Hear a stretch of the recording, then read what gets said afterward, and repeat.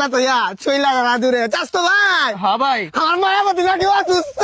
রাকিব, তোরে আমি ক্লিয়ার করে বলতেছি, মাইয়াটা তোরে পছন্দ করে না। তুই কেন ভালোবাসবো না কেন আমারে বল, তুই আমার রিজন দেখা। মানে তোরে পছন্দ করে না, এটাই তো। কেন পছন্দ করবো না? ও আমারে ভালোবাসে, আমি দেখতেছি, আমি নিজের চোখে। ওই যে আমি যে টাইমে স্কুলে যাই ঠিক সেই টাইমে সে স্কুলে যাবো। ভালোবাসা কানেকশন, এই যে ব্লুটুথ ডিভাইস ডিসকানেক্টেড না। আমি যে স্কুল ড্রেস পরি সেই স্কুল ড্রেস সেই পরি, এবং কি শুক্রবারে আমি স্কুলে যাই না, সেও স্কুলে যায় না। আবার তুই বিশ্বাস করবি, গণিত পরীক্ষার দিন আমি ক্যালকুলেটর নিয়ে গেছি, ও নিয়ে গেছে। আরে ভাই, এটা তো স্কুলে তো এটা নিয়মই তো এরকম। নিয়ম না, তার মানে সবসময় আমার সাথে মিলিয়ে নিয়ে দিব। ওই যে ভালোবাসা কেন এত সহায়, ভালোবাসা আমার।